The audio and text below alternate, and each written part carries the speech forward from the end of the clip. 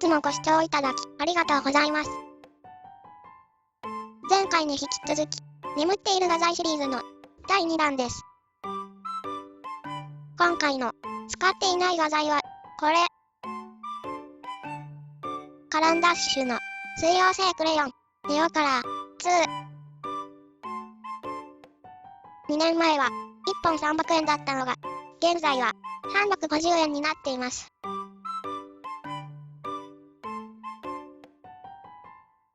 広い背景を塗るのに便利かと思って買いましたが、葉っぱの間などの狭い部分を塗るのには不便。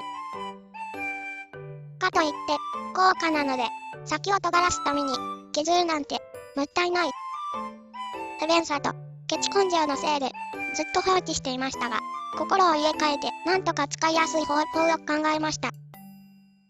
短くカットして水彩絵の具のように筆で塗る方法です。広い部分はクレヨンのままで、細かい部分は筆で塗ります。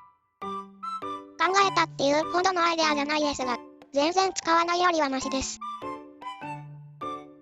筆で塗ると不透明水彩っぽく仕上がります。これはカランダッシュの不透明水彩絵の具です。どちらも1回塗りですが、ネオカラーも同じくらいの不透明度です。これはペンテルの水溶性クレヨンです。12本で1200円くらいでした。ペンテルはネオカラーほど顔料が含まれていないので、発色が弱いため、ネオカラーの倍ほど重ね塗りしています。ネオカラーは高価なだけあって、やはり質がいいです。ネオカラーはプロ仕様なので、耐光性も優れています。ついでに、トラベル用の携帯水彩セットも作りました。100均のポケットティッシュポーチに入れています。小さい水筆、組み立て式の筆線。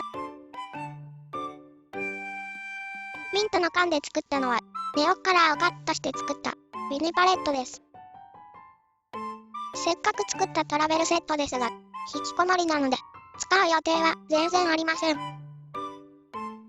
今回は、ネオカラーを使って、この本の塗り絵を仕上げます。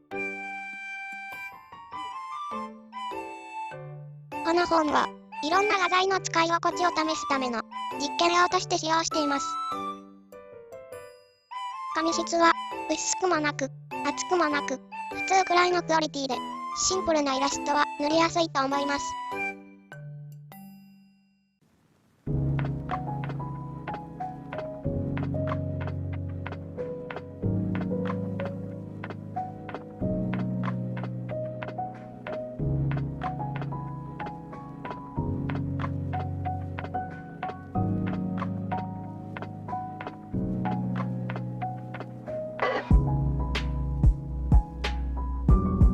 このページを塗っていきます。でも、線画が太くて目立ちすぎるので、少し色を薄くしたいです。皆さんは、線画を薄くしたいときはどうしていますか？油性色鉛筆で塗る場合は、白いガッシュを薄めて、ページ全体に塗る方法が比較的手軽ですが、今回は、後で再生画材を使うので、印刷濃度を薄くして、別の紙に印刷する方法にしました。カットしたネオカラーは、あらかじめたっぷり水をスプレーしておくと使いやすいです。クレヨンで色を塗っていきます。今回は夜の虹をイメージした着色にしました。花と葉っぱの下塗りです。後で水で伸ばすので、塗り方は大雑把で大丈夫です。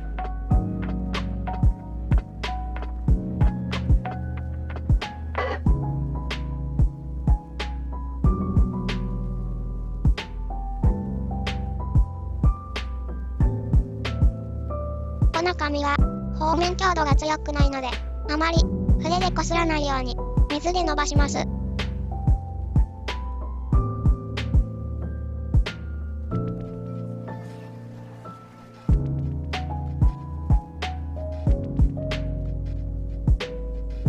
一旦完全に乾かした後、背景をクレヨンで塗ります。背景は4色くらい使用しています。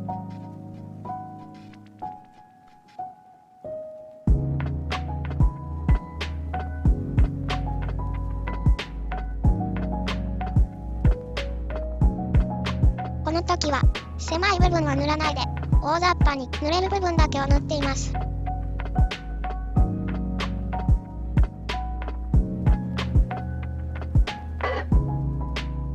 水でクレヨンを伸ばしていきます。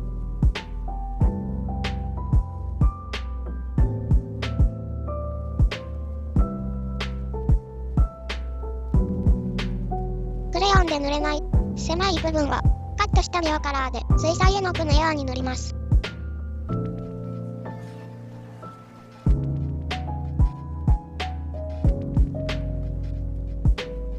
背景塗りが一応終わりました。さて、これからどう仕上げようかと考え中。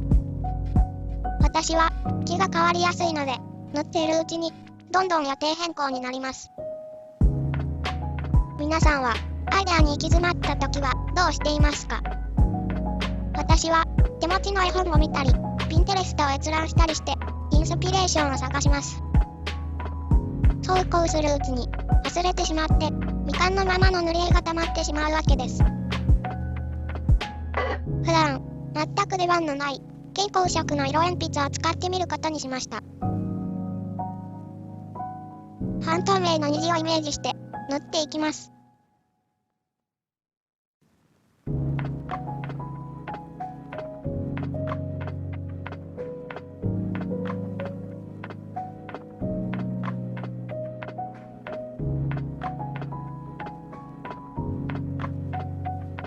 葉っぱや花の部分に色をさらに重ねます。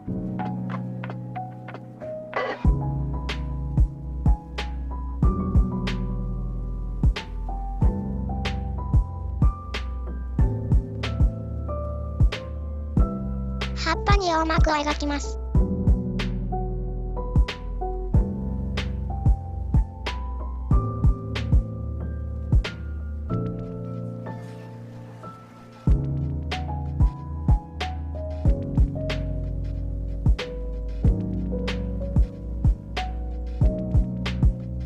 色鉛筆を塗り重ねて虹が半透明っぽくなるように頑張っているところ。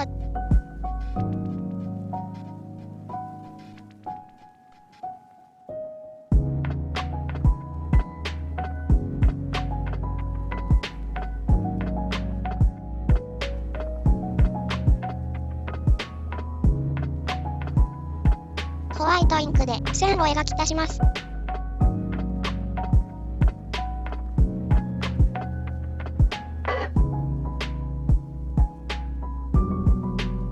ポスカで端を描きます。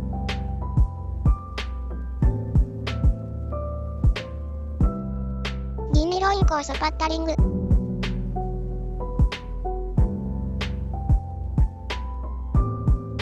なんだか納得いかないけど疲れたのでこれで完成とします。皆さん毎回100点じゃなくてもいいんですよ。塗り絵は息抜きですからね。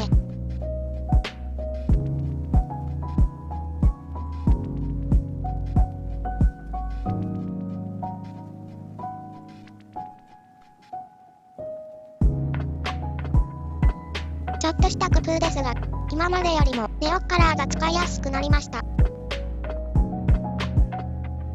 ご視聴いただきありがとうございました。